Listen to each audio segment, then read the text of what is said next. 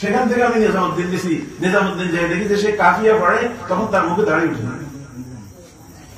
80 সনের পরে 83-তে আমি আবার দেওবন্দ গেছি, আবার নিজামুদ্দিন গেছি, তখন তার মুখে ফেসা ফেসা দাঁড়িয়ে উঠছে।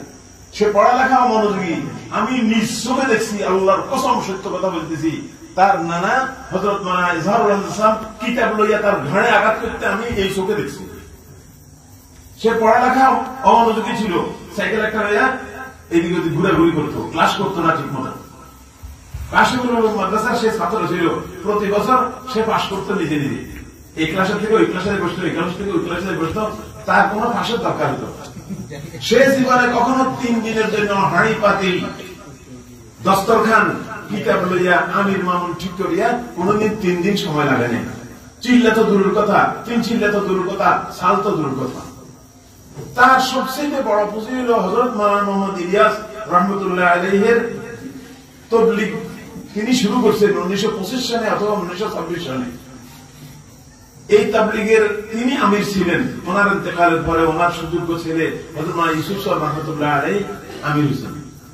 শুরায় তাকে আমির বানাইছে। 6 জন শুরা ছিল। লম্বা কথা বলার সময় নেই। ওনার ইন্তেকাল হয়েছে 1965 সনে। 1965 সনের মার্চ মাসের 10 তারিখে সাহাদের পাসপোর্টের ফটোকপি এখন আমার কাছে আছে। পাসপোর্টের ফটোকপি তারা আনি দিয়েছিল আমাকে, আমার জন্য সৌভাগ্য হয়েছে। সাহাদের জন্ম হল 1965 সনের মার্চ মাসের 10 তারিখ। আর 1965 সনের মার্চ মাসে সর্বপ্রথম নোয়াখালীতে ইজতেমা হয়। এই ইজতেমাতে পরিচালনানন্দে ছিলেন হযরত মাওলানা ইউসুফ সাহেব রাহমাতুল্লাহ আলাইহি। তখন আমি স্কুলে ক্লাস 4-এ পড়ি। আমার পিতা আমাকে নিয়ে গেছেন ইজতেমায়। আমি 3 দিন ইজতেমায় ছিলাম, যদিও কিছু বুঝতাম না, কিন্তু আমি ইউসুফ সাহেব রাহমাতুল্লাহ আলাইহি সরাসরি দেখছি। ওনার চোখের বরকতময় দৃষ্টির কারণে আল্লাহ পাক এই অথর্বকে এই কাজের জন্য কবুল করছেন। আমি মনে প্রাণে এই কাজকে শিশুকাল থেকে ভালোবাসতাম। এই সাদ সাহেবের বয়স যখন 22 দিন অথবা 20 দিন, তখন ইউসুফ সাহেব রাহমাতুল্লাহ আলাইহি পাকিস্তানের লাহোরে ইন্তেকাল করে। বাংলাদেশ থেকে পাকিস্তান গেছেন, তখন তো একই দেশ ছিল। ওখানে যাইয়া তিনি বৃহস্পতিবারে এশার আগে বয়ান করার অবস্থায় তাশকিলের কাছাকাছি তিনি অজ্ঞান হয়ে গেছেন, স্ট্রোক করছেন। পরের দিন শুক্রবার জুমার পর তিনি ইন্তেকাল করছেন।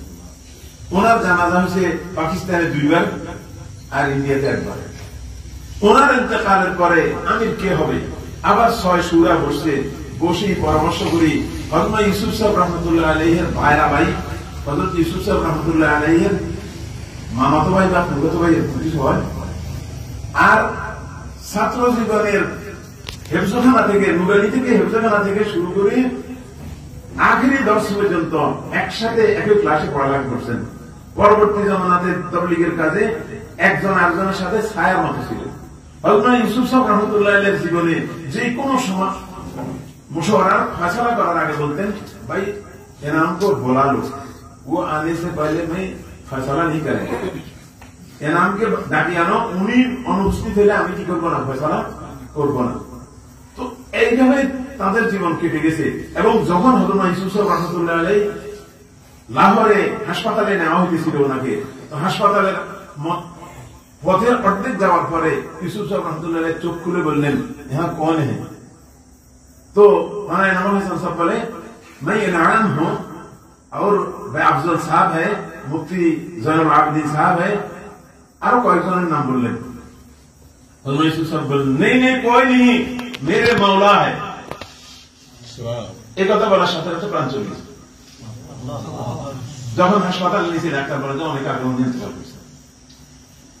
তো মৃত্যু পর্যন্ত, এমনকি লাশের সাথে হযরত মাওলানা নাওয়াল হাসান সাহেব লাহোর থেকে দিল্লি আসছেন, এমনকি দাফন কাজে তিনি শুরু করেছেন। তো সুরাত চিন্তা করে দেখছেন যে লোকটা সারা জীবন ইউসুফ সাহেব রাহমাতুল্লাহ আলাইহির সাথে সারা পৃথিবী সফর করে রয়েছে, সেই লোকটা যতটুকু তাবলীগের মুসাইল হিসাবে বুঝছে, তার ভালো মন্দ দিক বুঝছে, অন্য কেউ কিছু বুঝতে পারে নাই। আর ওনার মতো বড় আলেম তাবলীগের মধ্যে আর নাই। এই জন্য ওনাকে জিম্মাদার বানাইছে, আমির বানাইছে হযরত মাওলানা জাকারিয়া সাহেব রাহমাতুল্লাহ আলাইহি। এই সময় ইউসুফ সাহেব রাহমাতুল্লাহ আলাইহির একমাত্র ছেলে মাওলানা হারুন জীবিত ছিলেন। মাওলানা হারুনকে আমির বানানোর ব্যাপারে কেউ কেউ প্রস্তাব করছে, তখন সুরাবরা বলছেন যে ওনার বয়স মাত্র 33 বছর, প্রথম একটা সন্তান হয়েছে সাদ, আর এই অল্প বয়স্ক ছেলে সারা বিশ্বের এই জিম্মাদারি পালন করতে পারবে না। মেওয়াতিরা এরা আবিদি মানুষ, এরা মনে করে যে আমাদের বড় দূরের ছেলে মাওলানা হারুন, তাকে কি দরকার, তাকে আমি বানানোর দরকার ছিল। তারা কিছু ভিতরে ভিতরে কিছু সমালোচনা করতে শুরু করছে।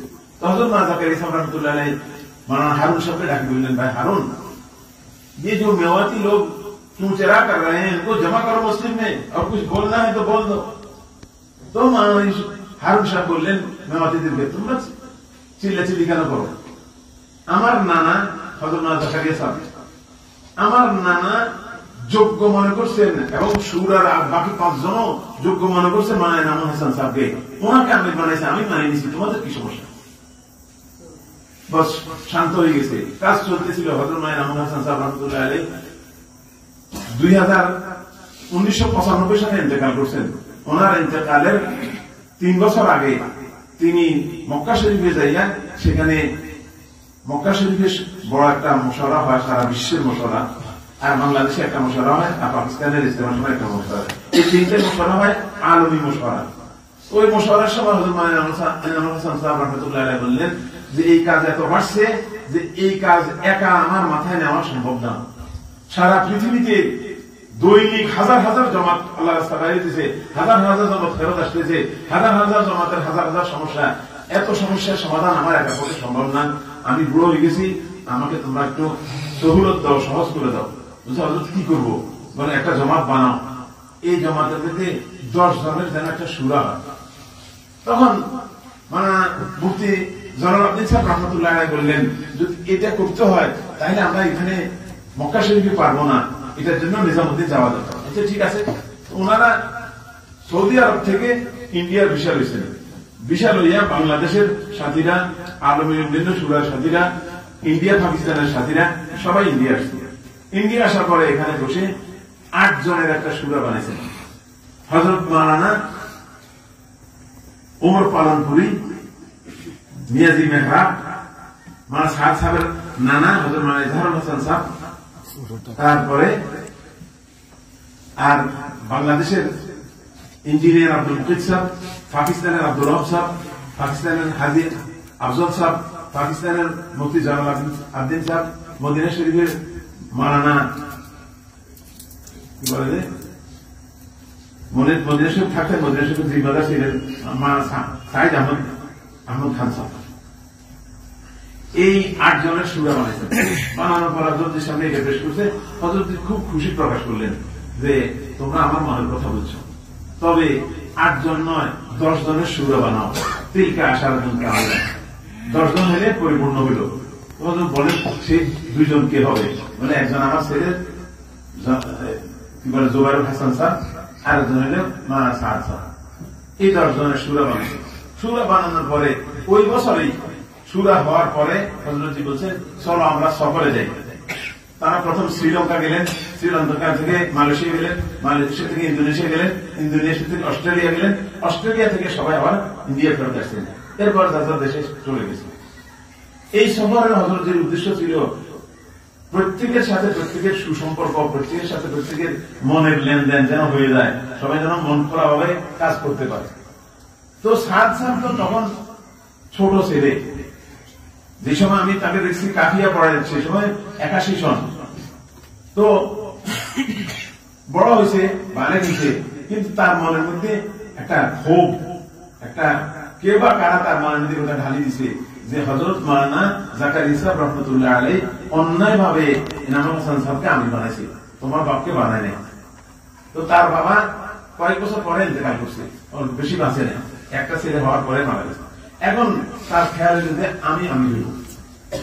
আল্লাহর কুদরতের খেলা। প্রথম বছর হযরত মাওলানা মুফতি জালাল আব্দিন সাহেব পাকিস্তানের ইন্তেকাল করছেন, ভাই আফজল সাহেব পাকিস্তানের ইন্তেকাল করছেন, ভারতের ওমর পালনপুরি ইন্তেকাল করছেন, পরের বছর প্রথম ইজহারুল হাসান সাহেব ইন্তেকাল করছেন, পরের বছর হযরত ওমর পালনপুরি ইন্তেকাল করছেন, পরের বছর নিয়াজি মেহরাব ইন্তেকাল করছেন।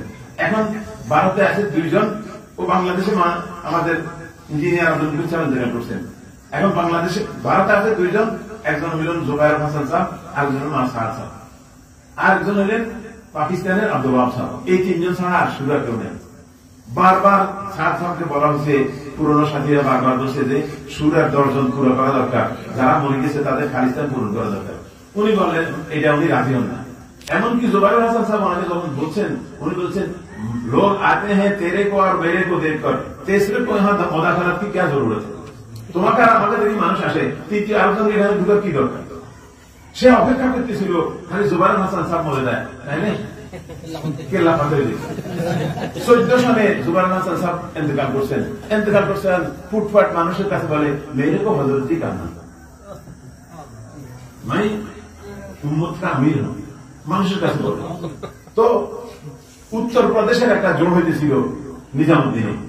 উত্তরপ্রদেশের যে সমস্ত ওলামায়ে কেরাম বেশি এবং উত্তরপ্রদেশের সাথীদের তবলিগের ব্যাপারে জানমালের কোরবানি সবচেয়ে বেশি। উত্তরপ্রদেশের এক একটা সাথী এক একটা জিম্মেদার হওয়ার মতো যোগ্যতা রাখে। সবাই আসছে, এখন মুসলমানদের রুমের মধ্যে অনেক ভর্তি হয়ে গেছে, ফুটফাট পিছিয়ে পিছিয়ে মানুষ কথা বলে না, ওনার কানে কথা যায় না। তো উনি বলেন বগায়ের ইজাজত কে আগে আর বগায়ের ইজাজত কে মুদাখালাত কর রহে হো, বিনা অনুমতি এখানে আসছো, বিনা অনুমতিতে নাক গলাচ্ছ, চুপ রাখো। তো আচ্ছা, যদি আমি আমার ছোট থেকে কাউকে বলি চুপ রাখো, তাই শুধু থাকবে, যদি হযরতকে বলি উনি এটা কি মানিয়ে নিতে পারবেন? তো এই কথা বলার পরে কেউ কেউ বলছে, তারপর কথা আরো বেশি গেছে। উনি বলেন জানতে হো আমি পুরি উম্মত কা আমির হুম। তো একজন দাঁড়ায় বলল আপনি আমির কিসনে বানায়া? উনি চুপ করে রয়েছে। কতক্ষণ পরে আরেকজন দাঁড়াইছেন, দাঁড়ায় বলছেন হাম আপকো আমির नहीं मानते, যাও সব জাহান্নাম মে, আমাকে যখন মানবা না তো সব জাহান্নামী, চলে যাও সব জাহান্নামী। মেরে মুহতারাম ভাই দোস্ত, আপনারা সকলে জানেন, কিন্তু মনে রাখেন না। আমি এই পর্যন্ত আমার কাছে যত কাগজপত্র কতজনকে দিছি, ফেরতও দেয় না, আর কিছু এখান থেকে হাসিরও করে।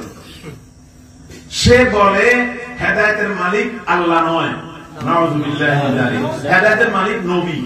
যদি হেদায়েতের মালিক নবী না হইতো আল্লাহ পাক নবী জগতে পাঠাইতেন না। সে কি কোরআন শরীফের আয়াত দেখে না? এটা তো আমাদের ছোট্ট বাচ্চা যেটা কোরআন শরীফের তরজমা করার সেও জানে, ইন্নাকা লা তাহদি মান আহবাবতা, হে আমার নবীজি আপনি যাকে ভালোবাসেন আপনি তাকে হেদায়েত দিতে পারবেন না, ওয়ালাকিন্নাল্লাহা ইয়াহদি মান ইয়াশা, আল্লাহ পাক যাকে খুশি তাকে হেদায়েত দিতে পারেন। উনি বলেন যদি কোরআন শরীফের অর্থ না জানে তো কোরআন শরীফ পড়লে ওয়াজিব তরকের গুনাহ হবে, অর্থাৎ ওয়াজিব যে সে শিখলো না, কোরআন শরীফের অর্থ জানা ওয়াজিব, ওয়াজিবটা যে সে শিখলো না এই জন্য তার গুনাহ হবে। তো সাধারণ পাবলিক মনে করে যদি নামাজ পড়লে গুনাহ হয় তো নামাজ পড়া কি দরকার? নামাজ পড়লে যদি গুনাহ হয় তো নামাজ পড়া কি দরকার? আমি তো অর্থ জানি না, এটা পড়লে আমার ওয়াজিব ছাড়ি দেওয়ার গুনাহ হবে, আমি নামাজ পড়বো না। তো সব মানুষ বেনামাজি হবে। উনি বলছেন মাদ্রাসাতে পড়াইয়া, মাদ্রাসাতে চাকরি করিয়া, মসজিদে ইমামতি করিয়া, ওয়াজ করিয়া যারা কামাই করে তাদের এই কামাই বেশ্যার কামাই চাইতেও নিকৃষ্ট। তো আলেম ওলামারা মাদ্রাসায় পড়ার দরকার নেই, যখন পড়লে সে মাদ্রাসায় পড়াইয়া কামাই নিতে পারবে না, মসজিদে ইমামতি করে পয়সা নিতে পারবে না, ওয়াজ করে পয়সা নিতে পারবে না, তো মাদ্রাসা পড়ি করবে না। এরাও পারে। দুই দল গেল, রইল ছোট বাচ্চারা। বলে যে এদের পিছনে যাকাত দিলে যাকাত আদায় হবে না। উনি কি চায়? উনি কি ইসলাম কায়েম করতে চায় না কুফর কায়েম করতে চায়? যদি কুফর কায়েম করতে চায় তো তার কথা মানবো কেন? তিনি যত বড় ব্যক্তিত্ব হন, তিনি হযরত ইয়াসাব রাহমাতুল্লাহ আলাইহির বংশধর, তাতে কি হলো? হযরত হুসাইন রাদিয়াল্লাহু তাআলা আনহুকে যে কতল করছে সে তো মুসলমান ছিল, সে তো তাবেঈ ছিল। এই জন্য তাই উনি কি তাদেরকে মানবো? সাদ কি কোনো তাবেঈ? তিনি বলেন এই কথা যে মোবাইলের মধ্যে ছবি আছে, যেটাকে টাচ মোবাইল বলে, এই মোবাইল পকেটে রাখলে নামাজ হবে না। আপনি মুফতি সাহেব, আপনি এই কথা কেমন করে বললেন? আমার পেটের মধ্যে পায়খানা আছে, আমার পেটের মধ্যে পেশাব আছে, আমার পেটের ভিতরে বীর্য আছে, আমার মধ্যে শাহওয়াত আছে, এরপরে আমি নামাজ পড়লে নামাজ হয়। এই মোবাইলের ভিতরে কিছু আছে? মোবাইলের ভিতরে কিছু আছে? পেশাব আছে, পায়খানা আছে, রক্ত আছে? আপনি ফতোয়া দিলেন, কি ফতোয়া? আমাদের নোয়াখালীতে একজন মুফতি আছে, তাদের একটা কাগজের মধ্যে একদম প্রথম নাম ওই মুফতি, তিন জায়গাতে তিনটা মাসালা হচ্ছে, তিনটা ভুল। কথা বুঝতে পেরেছেন ভাই? মুফতি হওয়া এক জিনিস, আর সত্যিকার ইফতার যোগ্যতা অর্জন করা আরেক জিনিস। তিনি বলেন যে ওলামায়ে কেরাম ওনারা যে কামাই করে এই কামাই সহি না। আপনি যে কামাই করেন সেটা সহি কেউ নেই। আপনি এত লক্ষ লক্ষ টাকা, কোটি কোটি টাকা মালিক, কাকরাইল মসজিদের 10 তলা বিল্ডিং, যেটা মসজিদের উত্তর পাশে, এই বিল্ডিংটা করার আগে উনি 1 কোটি টাকা দিচ্ছেন। মা সাত 1 কোটি টাকা দিন, তুমি ক কোটি টাকা মালিক? তুমি কোথায় পেলে এত টাকা? কে দিল তোমাকে টাকা? এই জন্য মেরে মোহতারাম ভাই দোস্ত, উনি চাইছেন সারা দুনিয়া লুটপাট করে খাইবেন। আর কাফেরদের হাতের তিনি কি হয়েছেন? পুতুল হয়েছেন। কাফেররা যেমনি বলে এমনি চলে। তার একটা উদাহরণ আপনাদেরকে বলি। 17 সনে ওলামায়ে কেরামের এক বিশাল জমাত কাকরাইল আসছে। 80 কাকরাইলের মুরব্বীদেরকে সামনে রাখি বলছেন, মা সাদ সাহেব গত বছর আমাদের ইজতেমায় 16 সনে 80 যে বয়ান করছেন, এই বয়ানের মধ্যে এই ভুল করছেন, এই ভুল করছেন, এই ভুল করছেন, এই ভুল করছেন, এই ভুল করছেন। অতএব এই ভুলওয়ালা মানুষের কথা আমরা আর মানব না, আপনারা এটা প্রতিকার করেন। জুবাইর সাহেব, আমাদের বাংলাদেশের জুবাইর সাহেব, তিনি বললেন যে আমরা সুরাওয়ালারা বসবো, বসি, কি হয় আপনাকে জানাবো। তো সুরাওয়ালারা বসি সিদ্ধান্ত করছে নিজামুদ্দিন থেকে আর কাউকে বাংলাদেশের জোড়ে বা ইজতেমা আনা হবে না। তো সামনে আসছে জোড়, নভেম্বর মাসে জোড় শুরু হওয়ার আগে সাত সাতকে চিঠি দিয়ে জানানো হয়েছে যে আপনি জোড়ের মধ্যে আপনাদের মার্কাজ থেকে কোন প্রতিনিধি পাঠাবেন না। এই চিঠি পাওয়ার পরেও তিনি 7 জনের একটা প্রতিনিধি ব্যাংকক পাঠাইছে, থাইল্যান্ডের রাজধানী। ব্যাংকক থেকে তারা বাংলাদেশে বিশাল বাংলাদেশে ঢুকছে, বাংলাদেশে ঢুকে কাকরাইল আসছে। কাকরাইল আসার পরে ওনাদেরকে থাকা খাওয়ার, মেহমানদারি করার যা দরকার বন্দোবস্ত সব করছে, কিন্তু টঙ্গীতে যেতে হবে বা আমাদের সাথে টঙ্গী চলেন এরকম কথা বলা হয়নি। তো ওনারা সেখানে রয়েছে। শুক্রবারে শুরু হয়েছে জোর, শুক্র, শনি, রবি, সোম, মঙ্গলবারে দোয়া। সোমবারে দুপুর বেলায় আমাদের স্বরাষ্ট্রমন্ত্রী, আমাদের পররাষ্ট্রমন্ত্রী, আমাদের আইজি 3 জন আর অনেক পুলিশ, 2 গাড়ি, আগে 1 গাড়ি পিছিয়ে 1 গাড়ি, ওনারা যাইয়া উঠছেন টঙ্গীর মাঠে। টঙ্গীর মাঠে উঠি বড়দেরকে একসাথে করছেন, করে ওনাদের সামনে পেশ করলেন যে আমরা, আমাদের প্রধানমন্ত্রী আমাদেরকে পাঠিয়েছে, এই জন্য আসছি। তো হযরত মানসুর সাহেব বললেন যে কি জন্য আসছেন? বলছে প্রধানমন্ত্রী বলছেন এই কথা, কালকে তো আপনাদের দোয়া হবে, ওই দোয়াতে নিজামুদ্দিন থেকে যে 7 জনের প্রতিনিধি আসছে, ওই 7 জনের প্রতিনিধি যেন দোয়াতে অংশগ্রহণ করতে পারে, তার একটা ব্যবস্থা করবেন। তো হযরত মানসুর সাহেব বললেন এখন আমরা কি করবো? বলে সেটা আপনাদের ইচ্ছা, প্রধানমন্ত্রীর অনুরোধটা আপনাদেরকে জানানো দরকার ছিল, এই জন্য জানাই দিলাম, আপনারা যা খুশি তা করেন। এরপর ওনারা চলে গেছেন। চলে যাওয়ার পরে টঙ্গীর মাঠে মাইকে ঘোষণা করলো আমাদের যে আগামীকাল মঙ্গলবারে দোয়া হওয়ার কথা ছিল, সেই দোয়া আজকে হবে। আসরের পরে হেদায়েতের কথা হবে, মাগরিবের পরে দোয়া হবে। কিছুক্ষণ পরে আসরের আযান হয়ে গেছে, আসরের নামাজ হয়ে গেছে। আসরের নামাজের পরে 10 মিনিট হেদায়েতের কথা হয়েছে। 10 মিনিট হেদায়েতের কথা কইলেই বলে যে এখন দোয়া হবে, সবাই দোয়ার জন্য তৈরি হবে।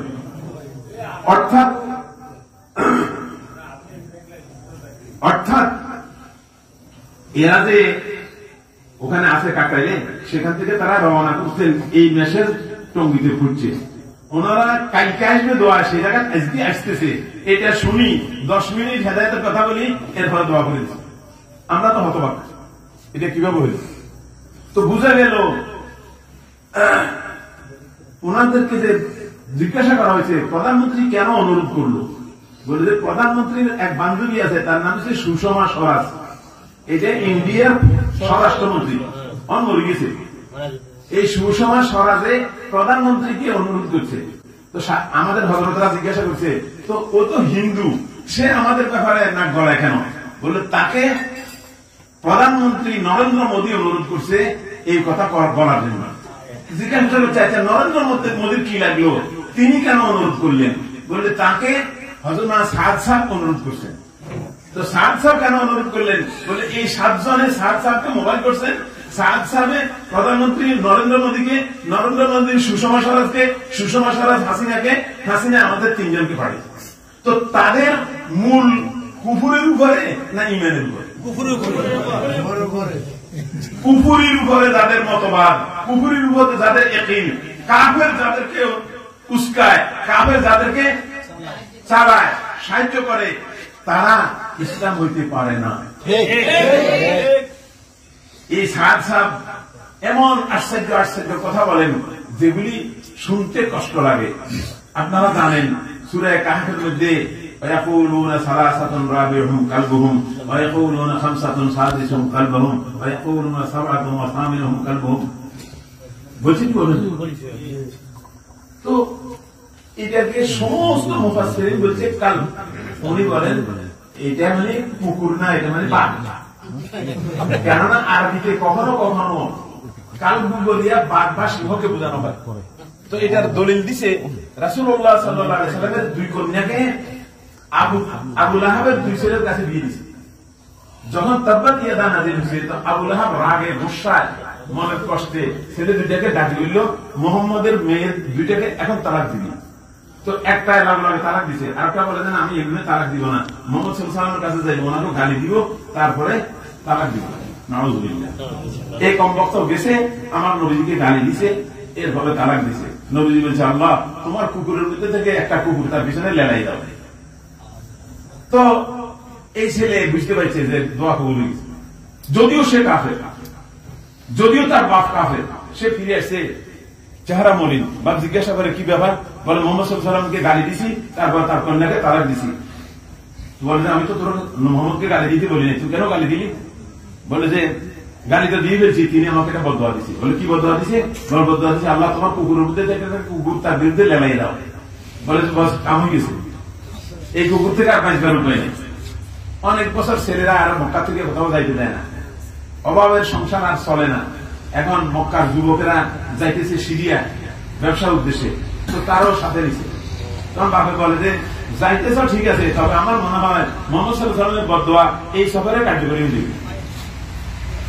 আচ্ছা, সাথীদেরকে বলছে আমার ছেলের ব্যাপারে মুহাম্মদ সাল্লাল্লাহু আলাইহি ওয়াসাল্লাম গালি দিছে, বদদোয়া দিছে, এই বদদোয়া কার্যকরী হয়ে যেতে পারে, অতএব তোমরা আমার ছেলের দিকে খেয়াল রাখবে।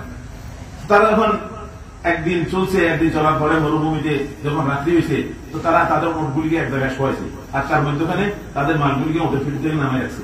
রাখি এটাকে টান করে পাহাড়ের মতো উঁচু করছে, উঁচু করে ওই আবু লাহাবের ছেলে উতবাকে সেখানে শোয়াইছে।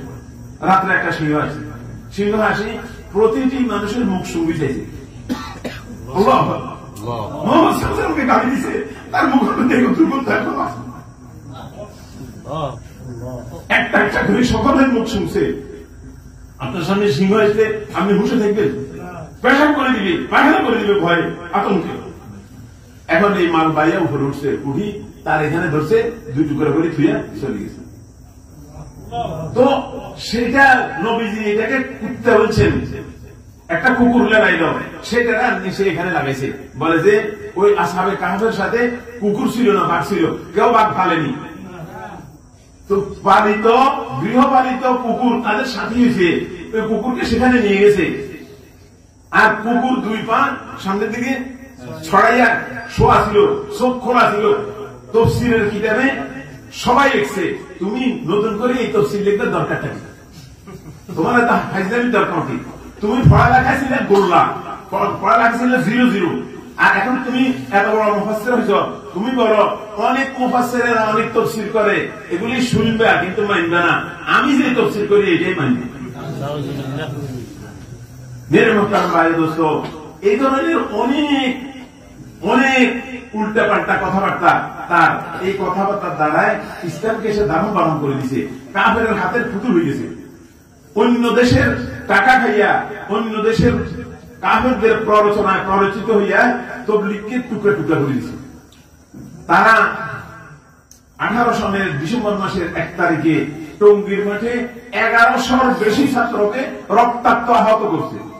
কত ছাত্র? 1100-র বেশি। তার মধ্যে আমার কাছে ওই ছবিটি আমি ধরে রেখেছি এখনো, যে ছেলেরা এই নাফাক ফানি, যেটা এরকম কালো, এরকম কালো, ওই কালো পানি যেটা নাফাক দুর্গন্ধ, প্রাণের ভয়ে ছোট ছোট বাচ্চা সাঁতার জানে না ভালো করে, তারপরও লাফায় পানিতে পড়ছে, তখন ইট মারা শুরু করছে।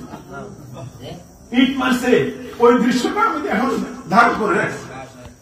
আর এরা নাকি ইসলাম চায়, এরা নাকি মানুষকে দিনদার বানাতে চায়, এরা আলেম ওলামার দুশ্মন, এরা আলেমের কথা শুনতে পারে না, আলেম বিদ্বেষী। আমি অনুরোধ করব, এই কথাগুলি অনেক বই পুস্তকে আছে, আপনারা মেহরবানি করে সংগ্রহ করেন, কিছু পড়েন, পড়ে কিছু নিজের কাছে ধারণ করেন, তাহলে আপনি কথা সহি কথা বলতে পারবেন। এলোমেলো কথা, কোন কথা মনে নেই, আপনি কেমনি কথা বলবেন? আরেকটা কথা ভাই, আমরা নবীর সেফা সালা, নবীর সিপাহী, নবী আমাদের সেফা সালা, আমরা নবীজির সৈন্য, আমরা হিজবুল্লাহ।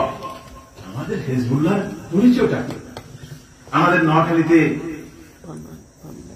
ইমাম মুয়াজ্জিন ফাউন্ডেশন একটা আছে, আছে না?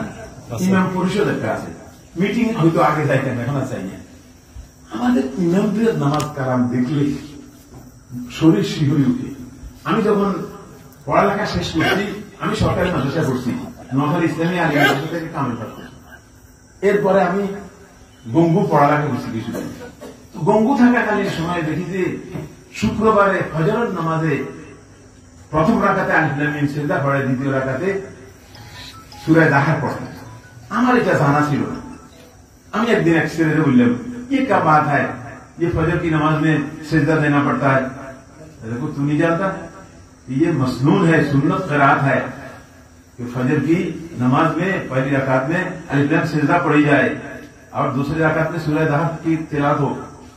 तो আমি বুঝলাম, কিন্তু আমাদের এত মাদ্রাসা আছে, এত দিনী মাদ্রাসা আছে, কোন মাদ্রাসাতে শুক্রবারে আলিফ লাম মিম সিজদা পড়ে আর সূরা দাহার পড়ে?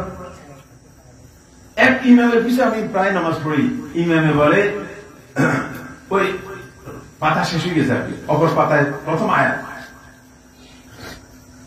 ইন্নাল জাহিমা হিয়াল মাওয়া। তো এখান থেকে শুরু করতে তোমার আক্রমণ করে কিছু দেয় নেই, আগা নাই, গোড়া নাই, তলা নাই, তুমি কি মনে করে? আমরা যদি এরকম মরিষা হই, আমাদের যদি একথা খবর না থাকে, প্রথম রাকাতে পড়ে সূরা ইয়াসিন, দ্বিতীয় রাকাত পড়ে তাব্বা দিয়ে, এত বড় লাভ দিলে কেন? আমি আমার গঙ্গুর জীবনে যখন ছিলাম, তো সেখানে এক মসজিদে ইমামতি করতাম, মহল্লার নাম মহল্লা আশরাফালী। একদিন আমাদের শাইখুল হাদিস সাহেব কোন কারণে সেখানে গেছেন, আমার পিছনে মাগরিব পড়ছেন। পরের দিন আমাকে ক্লাস ওনার রুমে ডাকে গেছেন, ডাকিনি বলে कल मस्जिद कल वाली मस्जिद में अशरफ अली मोहल्ला में मगरिब की नमाज किसने पढ़ाई? कल के मगरिब की नमाज अशरफ अली मोहल्ला थे, कल वाली मस्जिद क्यों पढ़ाई थी? मैंने सुना था तू बांग्लादेश में दौरा करके आए, हमें सुनती थी बांग्लादेश से दौरा कर यहाँ क्या पढ़ने आया? हम चुप कर रहे, बोले तू मसनून कराब नहीं जानता? हम क्यों जाने? क्या जानता है? वाले मुफस्सल फजर और ज़ोहरे, औसात मुफस्सल असर और इशाते, আর কে সারা মুফাসসাল মাগরিব। তো তুমি কি আপ পড়ি জামা? তাহলে আমি প্রথম রাকাতে কুলিল্লাহ মালিকাল মুলক পড়ছি, দ্বিতীয় রাকাতে সূরা হাশরের শেষ কিনারে। তো হযরত আমার দিকে এসে এই মাসনুন है, গাধা কানে কি এই শব্দকে বুঝে, গাধা কানে কোথাকার গাধা। जिंदगी में मसनून करात नहीं छोड़ेंगे, ये वादा कर लेना, জীবনে কখনো মাসনুন করাত ছাড়বি না, এই কথা ওয়াদা কর। আলহামদুলিল্লাহ, সেই একদিনের ধাক্কা আজও মনে পড়ে। গত কয়েক বছর আগে গঙ্গু গেছিলাম, হযরতের বাসায় গেছি দেখা করতে। হযরত বলে তেরা নাম গ্রহণ করা নেই, কত শত ছাত্র পড়ে যায়। আজও হযরতের দিলে দিতে ঘুরে হতভাগার নাম আছে, আমরা আমাদের ছাত্রদেরকে ভুলে যাই।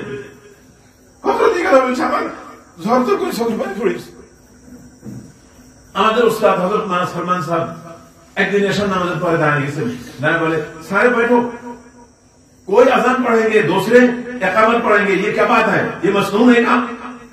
একজনে আজান দিবে, আরেকজনে ইকামত বলবে, এটা কি পাইছো তোমরা? কয়েকদিন পর্যন্ত দেখি একজনে আজান দেয়, আরেকজনে ইকামত বলে, এই অধিকার তোমাদেরকে কে দিছে? সুন্নতের খেলাফ কোন কাজ করবা না। হযরতের সাথে দেখা করতে গেছি, হযরত ওযু করতেছিলেন, ওযু করে উঠি দুই হাত দিয়ে এভাবে বুকের মধ্যে ঝড়াই ধরছেন, তো ধরছেন, ছাড়েন না। আমাদের উস্তাদদের সাথে আমাদের হৃদয়ের সম্পর্ক এরকম হওয়া চাই। আমরা উস্তাদের কাছে পড়ে গেছি, ফজরের কি কেরাত জানি না, জোহরের কি কেরাত জানি না, আসরের কি কেরাত জানি না, মাগরিবের কি কেরাত জানি না। তো এই সমস্ত মসজিদ কমিটি বানাই লাভ কি? ফাউন্ডেশন মধ্যে নামাজ পড়ায় কি কেরাত পড়ে, কোথায় সে পক্ষ করবে কোথায় করবে না এটাও জানে।